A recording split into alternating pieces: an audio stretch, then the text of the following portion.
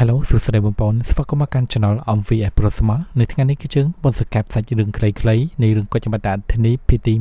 818ដែលត្រៀមនឹងចេញដូច្នេះបន្ទាប់ពីវ៉ាងលីនចេញពីការវឹកខាតស្ថានភាពក៏ត្រូវបានស្ងប់ស្ងាត់ជប់ជាមួយនឹងមូលហេតុគេគ្មានការផ្ទះផ្អើលដោយសារតែកម្លាំងរបស់វ៉ាងលីននៅពេលនេះគឺពិតជាគួរឲ្យផ្ទះផ្អើលអញ្ចឹងក៏បានសាររបស់គ្នាបានទេក៏ដូចជានិយាយគ្នាលេងបន្ទាប់មកវ៉ាងលីនក៏បានមកអង្គុយលេងនៅលើមាត់ទន្លេស្ដាប់សំឡេងពិនគឺពិតជាមានអារម្មណ៍ថាកំសត់ខ្លាំងណាស់ក៏រឿងរ៉ាវដែលបានកាត់ឡើងកន្លងទៅពីការវឹកខាតនិងរឿងបញ្ហាដែលបានកាត់ឡើងជាច្រើនត្រឡប់មកវិញមូលហេតុនាំវ៉ាងលីនទៅជួបជាមួយនឹងមនុស្សម្នាក់ដែលជាមនុស្សដែលស្ថិតនៅក្នុងកម្រិតទី7គេបានសួរមូលហេតុអញ្ចឹងណាតើមានភាពជឿជាក់ប្រមាណភាគរយមូលហេតុគឺគ្មានទំនុកចិត្តអ្វីច្រើនទេប៉ុន្តែគេបានប្រាប់ថាគឺបន្ទាប់ពីមនុស្សម្នាក់នេះដែលជាវ៉ាងលីនជួយគឺមានទំនុកចិត្តរហូតដល់ 90% យ៉ាងណាក្តីមនុស្សដែលស្ថិតនៅក្នុងកម្រិតទី7ម្នាក់ហ្នឹងគឺមិនបានចុកវ៉ាងលីនដាក់ចូលនៅក្នុងកសែភ្នែករបស់គេទេគិតថាវ៉ាងលីនគឺជាមនុស្សធម្មតាប៉ុន្តែគេក៏ចង់សាកល្បងកម្លាំងរបស់វ៉ាងលីនផងដែរដូច្នេះវ៉ាងលីនក៏បានប្រើស្នេហ៍វិជានៃការសម្លាប់អមតៈត្រឹមតែត្រាននៃជីវិតតែ2000តែប៉ុណ្ណោះមកទស្សស្កាត់ជាមួយនឹងមនុស្សម្នាក់នេះគេគ្មានការផ្សាប់អាផងដែរ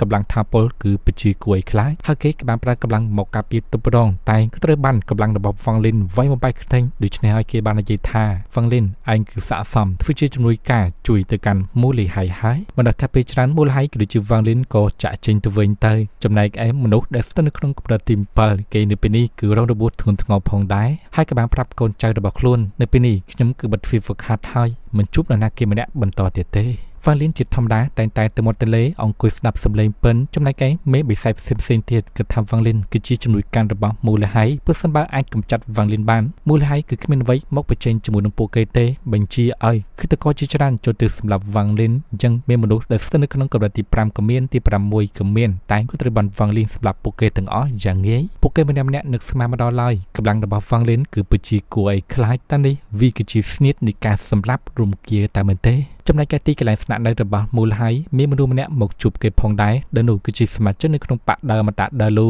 ហើយក៏ជាជំនួយការរបស់មេបិសាចមូហ្វៃផងដែរដែលគេក៏មកតាមការបញ្ជារបស់មូហ្វៃផ្ញើសបុតទៅឲ្យមូលហេតុសបុតនេះវាគឺជាសបុតការប្រយុទ្ធគ្នាមុនពេលដែលការប្រកួតភ្លើការមកដល់មូលហេតុក៏បានបដិសេធអ្វីដែរក៏យល់ព្រមភ្លាមវ៉ាងលីនក៏បានមកដល់ផងដែរគេបានដឹងថាវ៉ាងលីនគឺជាកូនប្រុសនៃវាសនាខ្សែបន្ទាត់ពណ៌ស្វាយដែលជាកូនសិស្សរបស់ថិនយុនស៊ីព្យាយាមនិយាយទៅកាន់វ៉ាងលីនមួយចំនួនផងដែរវ៉ាងលីននៅតែមិនខ្វល់ដើរចូលក្នុងធ្វើជាមិនដឹងអញ្ចឹងគេបាននិយាយហើយកុំប្រុសនៃវាសនាខ្សែបន្ទាត់ពណ៌ស្វាយទី7តើពួកយើងគឺឯសាររបស់វិជាគុណជាមួយគ្នាបានដែរទេប្រើប្រាស់ស្នៀតដៅអមតៈដើរលួជាច្រើនលំប៉ាត់វ៉ាងលី